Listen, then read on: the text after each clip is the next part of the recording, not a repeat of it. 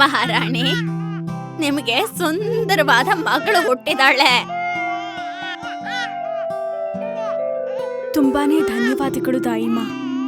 ಮಹಾರಾಜರು ಹೋದ ನಂತರ ಇವಳೇ ನನ್ನ ಜೀವನದ ಆಸರೆ. ಈಗ ಅವರ ಕಡೆಯ ನೆನಪು ಪುಟಾಣಿ ಅವಂತಿಕಾ.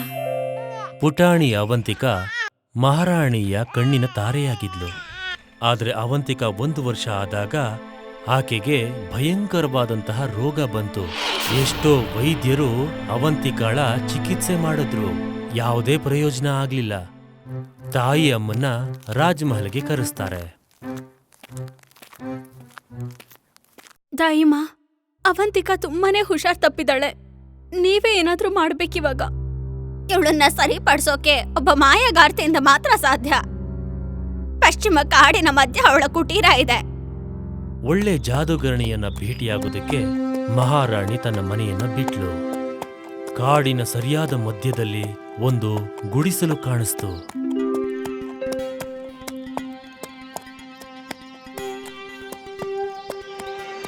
ಬನ್ನಿ ಮಹಾರಾಣಿ, ನಾನ್ ನಿಮ್ ದಾರಿನೇ ಕಾಯ್ತಾ ಇದ್ದೆ.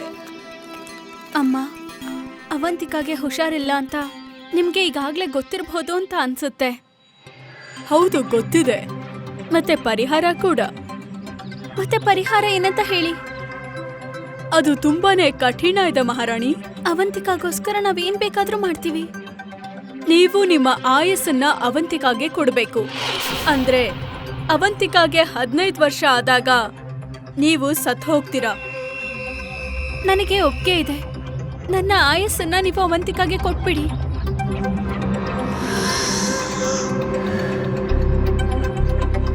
ಇವತ್ತಿನ ದಿನಕ್ಕೆ ಬಹುಶಃ ಒಂದು 15 ವರ್ಷ ಆಗಿರಬಹುದು. ಇವತ್ತು ರಾಜ್ಕುಮಾರಿ ಅವಂತಿಕಾಳ 16ನೇ ವರ್ಷದ ಜನ್ಮದಿನ. ಆದ್ರೆ ಮಹಾರಾಣಿಗೆ ಅನಾರೋಗ್ಯ ಕಾಡ್ತು.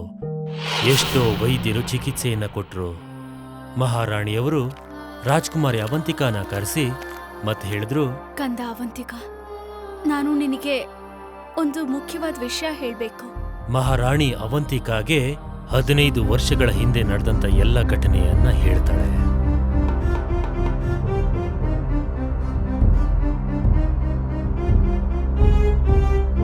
ಅಮ್ಮ, ನೀವು ನನಗೋಸ್ಕರ ನಿಮ್ಮ ಆಯಸ್ಸನ್ನ ಕೊಟ್ಬಿಟ್ರ.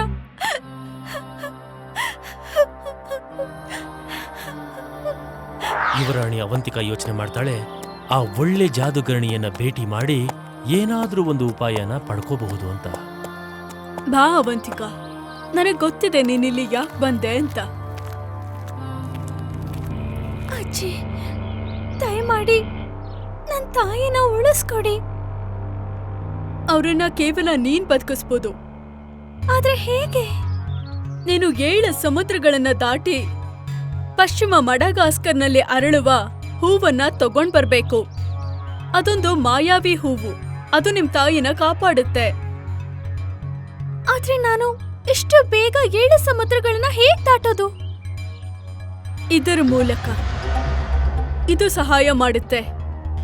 ಇದರ ಮೂಲಕ ನೀನು ಸವಾರಿ ಮಾಡಿ 7 ಸಮುದ್ರಗಳನ್ನ ದಾಟಿ ಅದನ್ನ ತಗೊಂಡ್ ಬರ್ಬೋದು. ಅಜ್ಜಿ, ತುಂಬಾನೇ ಧನ್ಯವಾದ.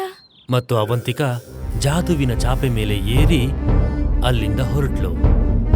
ಅವಳು ಕಾಡಿಂದ ಹಾರದ್ಲು, ಜಲದ ಮೇಲಿಂದ ಹಾರದ್ಲು, ಊರುಗಳ ಮೇಲಿಂದ ಹಾರದ್ಲು ಮತ್ತು ಸಮುದ್ರಗಳನ್ನ ದಾಟದ್ಲು. ಮತ್ತೆ ನೋಡ್ತಾ ನೋಡ್ತಾ ಅವಳು ಪಶ್ಚಿಮ ನದಸ್ಕರ್ಗೆ ತಲುಪಿದ್ಲು. ಅಲ್ಲಿದೆ ಆ ಮಾಯಾವಿ ಹೂವು. ಅವಂತಿಕಾ ಆ ಜಾದುವಿನ ಹೂವನ್ನು ತಗೊಂಡು ಹೊರಟ್ಲು. ಈ ಸಲ ಅವಳು ನದಿಯನ್ನ ಹಾರದ್ಲು, ಪರ್ವತಗಳನ್ನ ಹಾರದ್ಲು, ಝರಿಗಳ ಮೇಲೆ, ಕಾಡಿನ ಮೇಲೆ. ತಗೊಳ್ಳಿ ಅಜ್ಜಿ. ಒಳ್ಳೆ ಕೆಲ್ಸ ಅವಂತಿಕಾ. ಈಗ ಈ ಹೂವನ್ನ ನಿನ್ ತಾಯಿ ತಲೆ ತಿಮ್ಮಿನ ಕೆಳಗಡೆ ಇಡು. 3 ದಿನಗಳಲ್ಲಿ ಅವರು ಹುಷಾರಾಗ್ಬಿಡ್ತಾರೆ. ಅವಂತಿಕಾ ಆ ಜಾದುವಿನ ಹೂವನ್ನ ಮಹಾರಾಣಿಯ ದಿಂಬಿನ ಕೆಳಗೆ ಇಟ್ಲು. ಮತ್ತೆ ನೋಡ್ತಾ ನೋಡ್ತಾ ಮಹಾರಾಣಿಯ ಆರೋಗ್ಯ ಸರಿ ಹೋಗ್ತಾ ಹೋಯ್ತು. ಅವಂತಿಕಾ ಖುಷಿಯಾದ್ಲು, ಯಾಕಂದ್ರೆ ಮಹಾರಾಣಿಯ ಆಯುಷು ಹೆಚ್ಚಾಗ್ತಾ ಹೋಯ್ತು. ಧನ್ಯವಾದ ಮಾಯಗಾರ್ತಿ ಅಜ್ಜಿ. ಹಾಯ್, ನಾನು ಶೈನಿ. ನೀವ್ ನನ್ನನ್ನ ಹೀಗೆ ನೋಡೋಕ್ ಇಷ್ಟಪಟ್ರೆ ಈ ವಿಡಿಯೋನ ಖಂಡಿತವಾಗ್ಲೂ ಶೇರ್ ಮಾಡಿ. ಮತ್ತೆ ಈ ಚಾನೆಲ್ಗೆ ಸಬ್ಸ್ಕ್ರೈಬ್ ಆಗೋದನ್ನ ಮರಿಬೇಡಿ.